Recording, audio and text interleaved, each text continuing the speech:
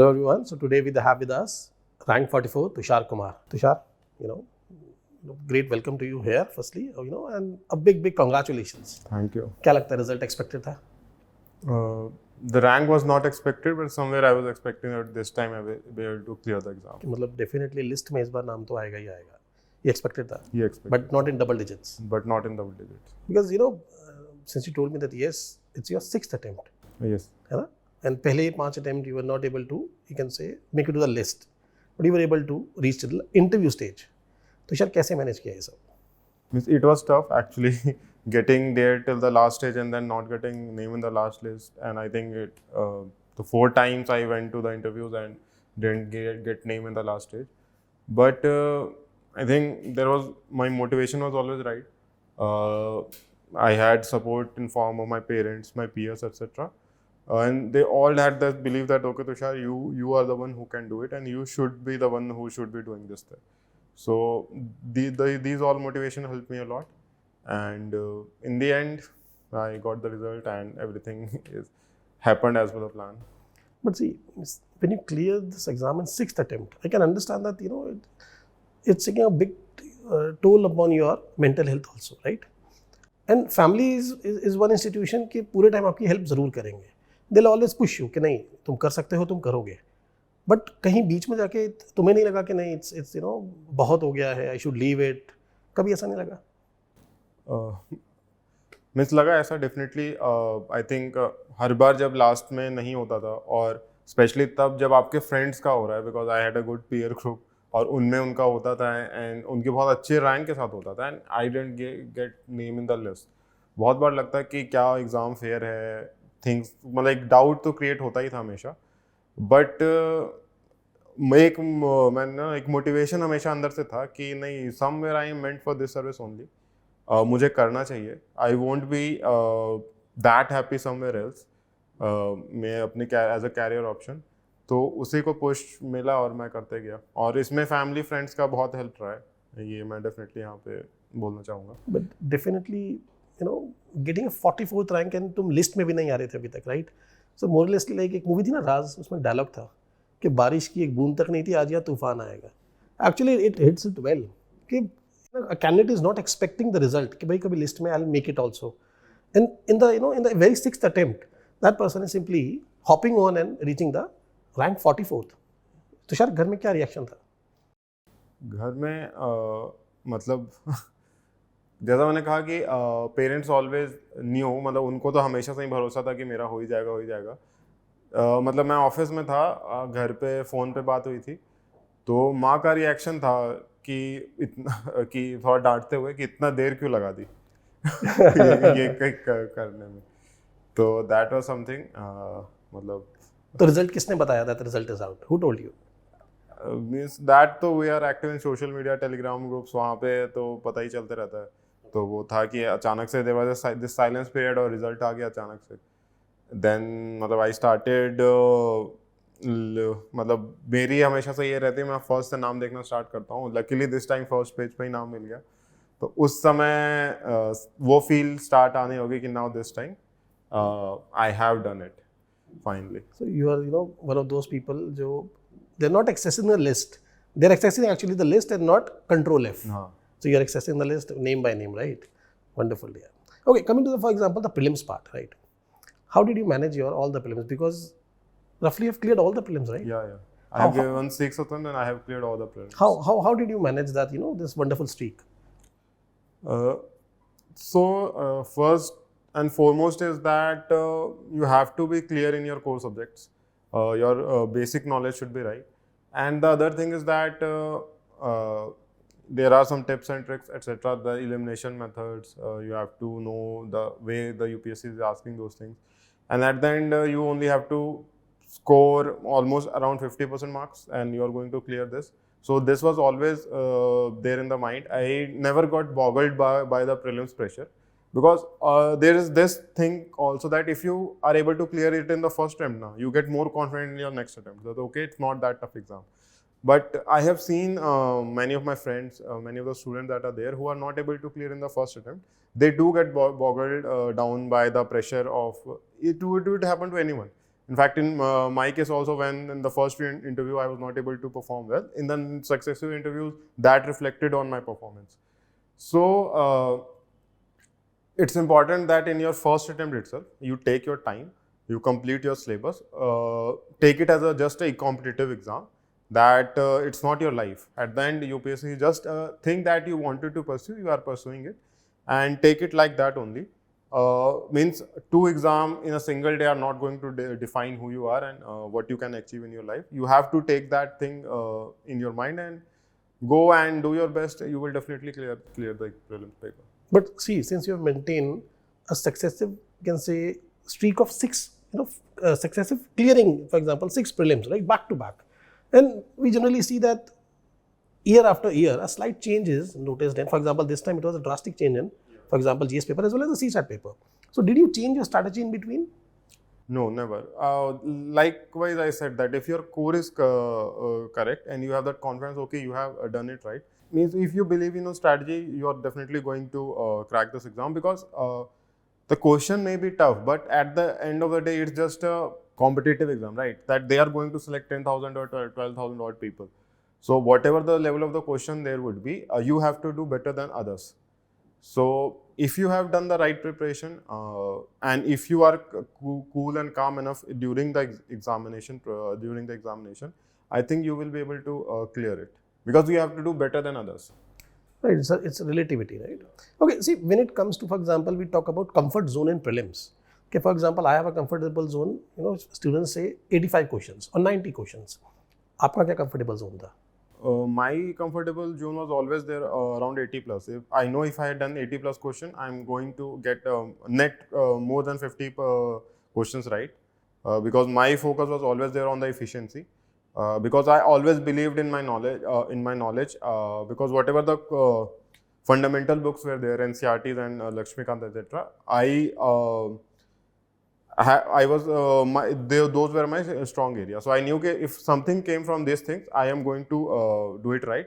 And since it's a competitive exam and everyone has the same source to study, so I have to do better than others. So these sources are something which I am confident upon. So I am definitely going to do better than others. And if something comes from these areas, that is not going to get me wrong. So beforehand only you were pretty much clear that you are supposed to attempt roughly 80 plus questions, right? That was a bare minimum you were going to suffice with. Okay, so for example, maintaining the accuracy. So how did you go about that? My strategy used to be that I always used to complete the paper in 2 or maybe 3 attempts. In first attempt, I used to give a read to the question, and whatever the simple questions were there, I just used to do that there and there only. In my case, in the first reading itself, I used to eliminate 10 to 15 questions which I thought I didn't know anything about it. I'm not going to give any second thought to these questions. So I used to cut them. But okay, I'm not going to touch these questions. So what happened that in the first reading light, I used to do 25 to 30 questions, and I have eliminated 10 to 15 questions. So now I have some 50 odd questions left. And for those 50-55 questions, I have approximately 1 hour 10 minutes to ponder upon. So approximately more than 1 minute for each question. And since I have already read most of these questions, so this 1 minute was sufficient for each question to use my knowledge, to eliminate things, to use tips, like the way you use extreme statements, etc. And one thing that is also important, you should practice previous year's question of the UPSC. That way you are going to understand the nature of the question of the UPSC, that what they are trying to ask you, what they are the things that they are going to check. So that way you can eliminate 1 or 2 options by doing last 10 years question itself. So what's your take on, for example, the recent prelims which just happened? For example, specifically the CSAT part also, and more or less yes, the GS part. What's your take? How a student or an aspirant basically reforms or aligns his preparation with what is UPSC demanding? First and foremost, the thing, since I have done this for 6 years, that you should not have a fixed criteria or pattern that, okay, so last year this question is coming, the same thing is going to happen the next year. But the nature of the question is going to be the same. Nature of the question in the sense what the essence of the question is. Like if I say There are questions like what means right to life, liberty. These kind of things they repeatedly ask, and the answer at times people think, oh no, these are the dicey questions, but its answer is fixed because UPSC is not something a fact-checking organization. It is something who is checking your eligibility or your understanding of the things. Okay, so if you have done your basics right, you are definitely going to do these questions correct. And if you ask me particularly for this year paper, so it was definitely tough in the sense because somewhere you cannot, that the elimination technique that It did not work, right. Student used to work, it never worked. But still, you have the option to focus on the question that they are asking.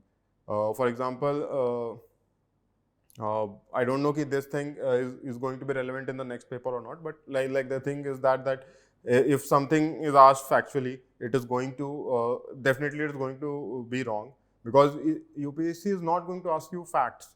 It is just want to check your understanding of the things. So it generally, if there is some facts or some years are giving, some organization, some ministry name is giving, those things are going to be wrong. These things you have to understand by analyzing the previous 10-15 years question. So, if we pattern, for example, previous year's questions, so we can, observe some patterns. For example, in geography, they're not specifically asking core geography per se, but yes, they're asking mapping, right? And for example, when it comes to IR, so they're not asking per se international relations, they're asking international organizations. How did you manage both these things? So the same thing, like I said, now I worked on the past year questions, and I see the trend that okay, they are asking about the organization, they are asking about the map work. Right. So let's prepare that rather than reading the whole geography. Let's focus on the things that they are asking. But you also need to have your basics right. That it doesn't mean that you don't read the NCRTs, right. 11, 12 NCRT. You have to read them. You have to have your basic understanding right. That in case they, like this time they have asked a lot in geography. I think there were more than 10-15 questions. And similarly, they have dropped down the modern history. Beforehand, they used to ask a lot regarding that. But it doesn't mean in the next paper they are not going to ask regarding the modern history or something that they have not asked this, so they are not going to ask in the again paper. You have to have your basics right, and then you have to follow the trend that what they are asking. So let's complete those things beforehand. Before going. So if I may summarize, like for example, you need to get your basics right. Yeah. Make sure your knowledge is at least up to a certain level. You're well equipped with basic facts, understanding of the stuff, and just don't completely rely on this elimination techniques, because now it's mostly because, for example, you're seeing this prelims also, it's now redundant, right? So depend upon core knowledge, right? Okay, wonderful. Okay, when it comes to note making for prelims, did you do that? No. No? My whole notes was based on the mains preparation only. Because for mains you have quite an elaborate syllabus. So if you do your preparation based on the mains, you have a good notes and you keep revising them, you are going to score good in prelims. But mains you made note specifically? Yeah. Okay. So coming to the CSAT part, was it any time, trouble for you? Luckily for me, it was never a trouble. But I will definitely say this year the paper was, I think for the past few years, the paper is getting tougher and tougher. For that, what I want to say to all the aspirants that you need to take paper as a whole. Right now, there is this trend that some have maths as the stronger part, some have comprehension as the stronger part, so they overlook the other part. So if you take paper as a whole, at the end you have to score 1/3 marks only. So if you are going for the 100%, you are definitely going to clear the paper. Right. Okay. So coming to the mains part now. So, let's take GS1. What was your approach regarding GS1? So regarding GS, first of all, I would like to share a bit about my journey. So I started this exam like a normal aspirant who doesn't know anything. That okay, I have to give this exam, I have to become an IAS officer. So I just looked into the internet, I went through all the coaching, etc. So there is such an information overload in the market that you are not able to comprehend what is important, what is not, what is there. So in the first attempt, I was lucky that I read few things and I got selected in the prelims. But since my preparation was not that good, so in the mains, I wasn't able to clear the mains. But then I realized that what was a mistake. The first thing that I did in my second year that I read through the whole syllabus. started to understand, okay, these things they are asking. And then based on that, I started making notes. I started to do all those things that, okay, this means the first and foremost thing is that you have to read the entire syllabus. You have to have notes regarding each and every word that is there in the syllabus. But then I also wrote a lot.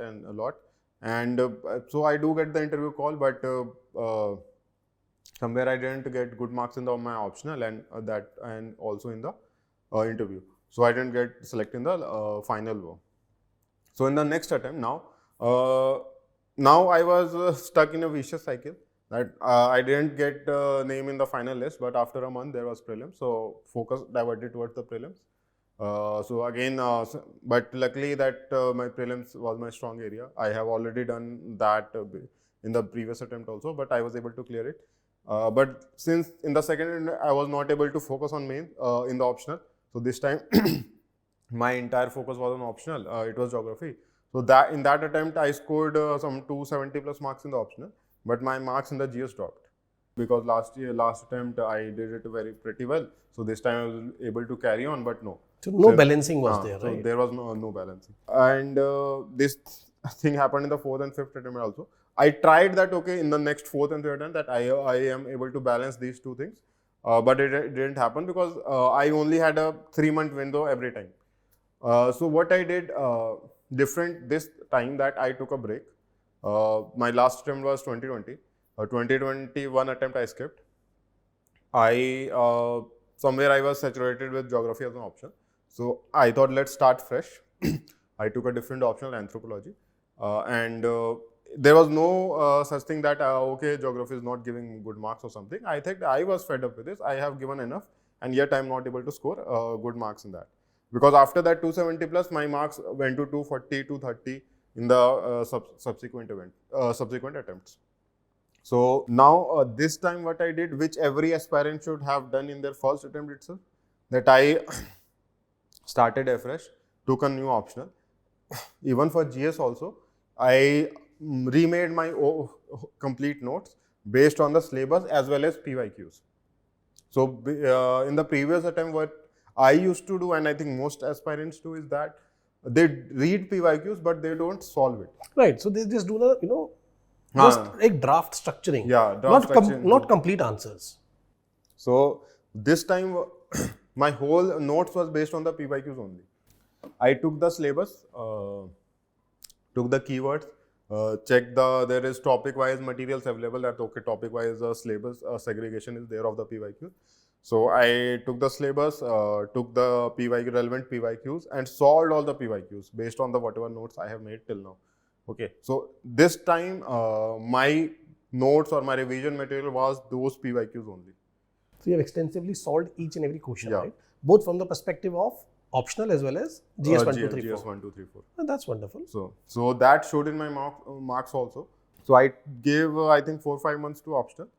In my optional marks are 276, relatively good, not 300 plus something else. And GS also I scored 434 marks. So that helped me to get a good rank. Now the important thing is that this may not be very high marks or something, but these are the balanced marks that help you to ensure that okay, you have not faltered anywhere, so you're going to get a good rank. You means giving extra attempts somewhere or somewhere may give you one higher marks in one paper or other, but I think for me what worked out that I balanced everything.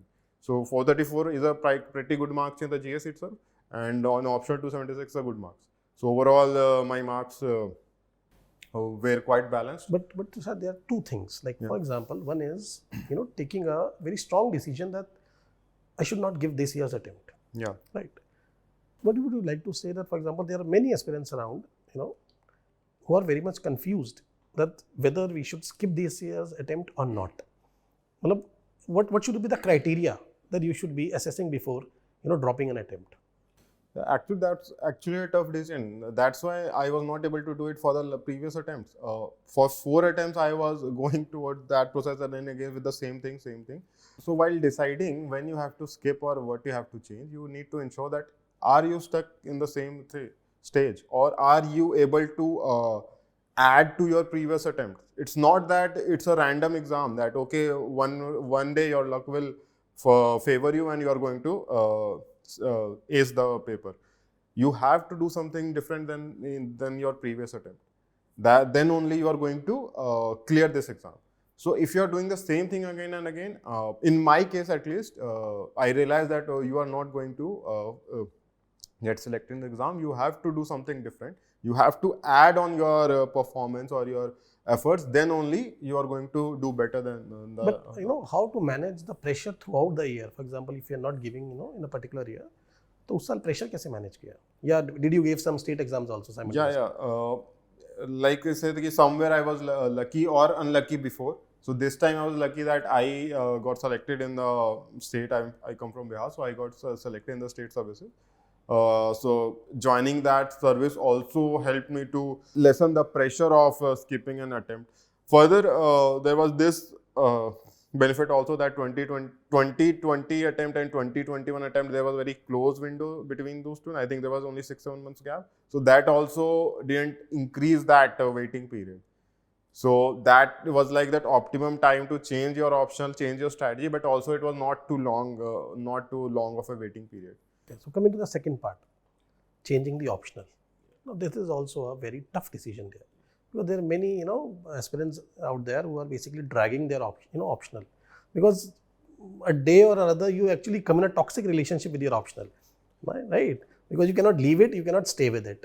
But you took a strong decision that nahi mujhe ye optional chhodna hai, and I want to pick up, for example, other optional, right? And we have seen other aspirants also. For example, I was interacting with Uma the other day. She also did the same thing, that she left geography and stick with anthropology. So, how to, you can say, analyze or channelize this decision कि भाई ये मुझे करना चाहिए. How to take that decision here? You rightly point out that it's a tough decision, but at the end you are going to become an IAS officer or civil servant. You have to take the tough decision in your life. एक dilemma रहता है कि भाई अगर ये optional भी काम नहीं किया तो. That is definitely going to happen. But for that, first of all, you need to have both push and pull effect, right? So you have to that push effect that okay, this is not the right option for me. So initially I thought something, I selected some optional and it may not work for you. So accepting this thing is also something that's necessary. So what are the criteria that is going to make this thing that okay, this is not the right option for me? So first of all, it's always going to whether you are able to understand that option, because for 2-3 you are giving mains. For one mains may not be the right yardstick. For 2 mains you are getting the same marks, and that too around 200. So if you are not getting 250 plus in your option, anyway you are not going to get selected, right? Secondly, the thing is that you might not have done the entire syllabus thoroughly.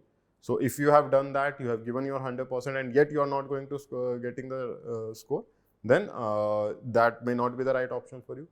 Third is also will be more about the pull effect, that you also have to go through the trends. Believe me or not, that there are some optional who are getting rewarded, there are some optional who are getting butchered. So there is this cost benefit thing, and so luckily I have a good peer group. I had the friends who had anthro as their optional. I discussed with them. In fact, I discussed 2-3 options, and based on their understanding, I think okay, relatively anthro is a much easier subject. The syllabus is quite limited. It is giving you good marks for the last few years, and the trend is continuing. Other optional for 2-3 years, they do give good result, but then again their marks are subdued. But in the case of anthro, it was there that it is giving results. So first of all, you need to understand the option that you are there.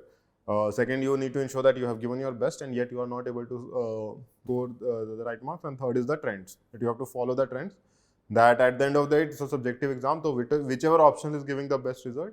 And there are not that only one option is giving, there are 3-4 options are there. So you have to choose among them, and so at the end it's a battle now. So you have to fight the battle with the right weapons that are there. So coming to the part, for example, note making, right? So did you make 1-page notes for each and every topic in the syllabus? For example, for GS as well as for your optional anthro? Not 1 page. It depends on the thrust of the UPSC. So syllabus is there, then your depth of that thing will be checked by the PYQs. That what type of PYQs are coming from that topic. So suppose there is some topic. There are many topics in optional GS where UPSC doesn't ask much questions. So you can have 1 or 2 pages note. But if something that is there in which there are regular questions, they asked in-depth knowledge about that thing, then you have to have a bigger, you have to have more bigger notes for that part. Okay. So coming to the answer writing part here. So, how did you go about answer writing? Following the same pattern of introduction, body, conclusion? Yeah. Right? And adding, for example, relevant things, for example, diagram, maps. Yeah, in my case, I think I didn't use maps and diagram so much extensively, but I used to some of them here and there. Means I had a set of a few diagrams and framework that was there.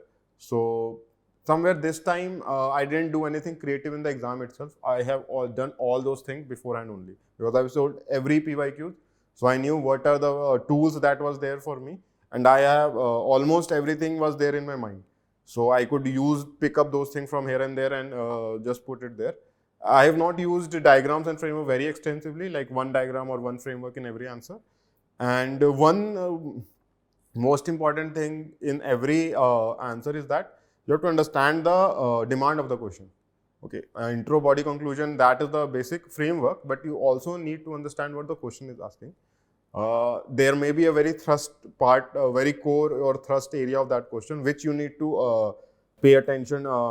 That would have to be should take a much larger part of your body. Then there is generally contest settings there. You have to tackle that also. Then there is some solution oriented approach, or they themselves at times are that what should be the way forward, etc. So you have to target each and every part of the question. I have seen that I myself have done this thing, that I was too much focused on introduction and conclusion, but they are just kind of starter and end the question. So you don't have to make them very elaborate. Your marks will be depend on what you write in the body, the main part of the question. So just give 2-3 lines introduction and 2-3 lines conclusion. That is sufficient. That'll be more than enough. That just to make your answer complete. Their role is just that only. Your marks will come from the body of the question. So your introduction and conclusion, did you prepare that beforehand? Yeah, means if you have done your syllabus part, you know that these are the topics that they are asking from. So you can prepare introduction and conclusion beforehand only. Okay, wonderful. So when it comes to, for example, value addition, we generally talk about value addition. People do a lot of, we can say, add a lot of facts, try to memorize them, but they are hardly able to use that in the main examination. Right. So just tell me where this value addition should stop. कब रुकना चाहिए? Because हम करते रहते हैं, notes बढ़ते रहते हैं, and we are not able to memorize them and not able to put them on the piece of paper. Exactly. So where to stop? Like you said, I said before, and also there is a lot of information overload that is there. A lot of facts, everything is that there. Like, in fact, for example, there is a topic with that poverty. So initially, what I used to read a lot about poverty. So this committee said that, this committee said that. In India, multidimensional poverty index is there. That's there's a 28% poverty. I don't need so many facts. I just need one fact in that poverty answer, that SR committee said there is 21% poverty in India. And yeah, or I can use that multidimensional poverty index. Because there is also intensity of poverty, because inequality, what I think is also there. So you just have to focus on that. And that's why I'm reiterating again that the syllabus and PYQs act as that boundary, that you have to maintain your preparation within that boundary. There are a lot of value addition exercise there. We don't have to write any report or do any PhD on those things. We just have to write a good answer in the GS. And if I'm not able to produce in the example, in the main exam, that whatever I am going to study, whatever I'm going to do, Yojana Kurukshetra, it's not going to work. You have to have some anchor or some framework so that you can reproduce that thing in the exam, and the PYQ is that anchor. That okay, this is from this topic, these things are asked, so I have this material available, so I am going to write these things in the exam. Oh, nice. Okay, so tell me a few things which you have done with your, for instance, essay part. How did you manage your essay thing? Because we are seeing a lot of philosophical essays nowadays. So in essay, I think I scored an average mark. It was 116. I tried to do my best, but I think I may not be the right person to say much things about the essay. So philosophical essay also do Means I was also not very comfortable with them, but this time though all the essays were philosophical only. For essay, what I did I used to read the topper's copy. So that's the best part regarding essay. You can have some 1 or 2 classes or something regarding how to write a good essay, and then focus on the topper's essay copies. That is going to give you good marks. Okay, and when it comes to optional, so how many marks you would have written? Honestly speaking, I wrote 1 or 2, and that too I didn't give for evaluation. My whole preparation was focused on PYQs because I just changed it, so I didn't have much time for these things. So my whole preparation was based that okay, PYQs are there, I will solve it like that. I use toppers note like Akshidan, etc. that they have this ready-made PYQ solved things. So I used them as the reference to okay, how to write the answers, and based on that only I gave the exam. Wonderful. Okay, coming to the interview part, right? So you're also the part of interview guidance program. So how did you utilize that? As a part of the interview guidance program, I think I gave 1 mock, and the chairman was I think Chauri ma'am, and she was a really pleasant personality. So this time what I did different was that rather than taking interview as a question answer round that okay, this is the question they asked, this should be the right or optimum answer, I started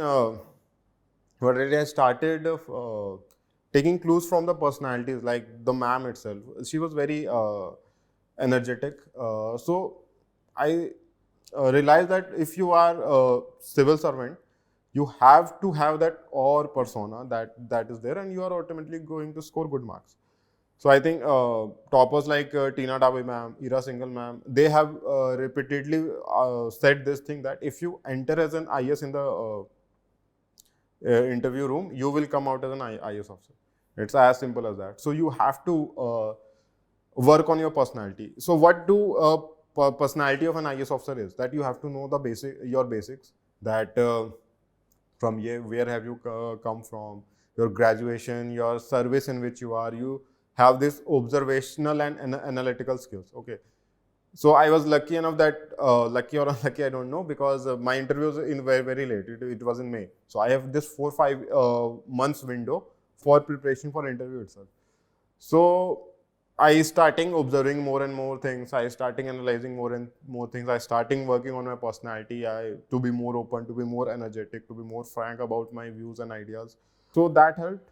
At the end, there is one misconception in the interview stage that okay, there is some right answer or wrong answer. There are no right or wrong answer. It's only opinions. How you present your opinion, that is going to fetch you marks. So see, Tushar, mains is around the corner, right? Yeah. So tell a few tips which aspirants actually do keep in mind, and what definitely should not do. I will say don't start anything new.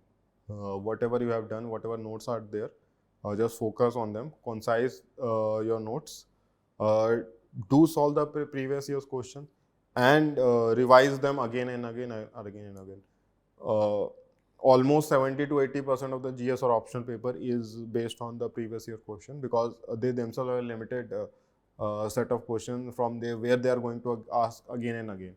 And UPSC, since the last pattern revision was 2013, from then to till now, you have more than 500-600 questions in each subject, and you should focus on that only. That is your kind of 10-15 years ago, we used to have that question bank, like guest paper question bank. So that PYQs is the same thing. Just solve them. Beforehand, the question, at the time the question is will come to end, you will know almost 14 to 15 questions out of those 20 questions. So, and those 14 to 15 questions, if you can give 15 to 16 good questions, you are definitely going to score 100 plus in each of the GS paper and 130 plus in your optional papers. So that, in my view, in my this 6 years journey, 7 years to say, because for last year graduation was also there. In this 7 years of journey, I have found this as the key to this exam. This is my personal opinion. It can vary, depend on the aspirant to aspirant, but this is definitely going to help you. It's wonderful, Tushar. It was, really good interacting. It was really nice interacting with you, dear. Thank you. And, many congratulations again. And we at Forum, we believe that, all the challenges you're bound to face, you're definitely going to excel them. Thank you. Wonderful.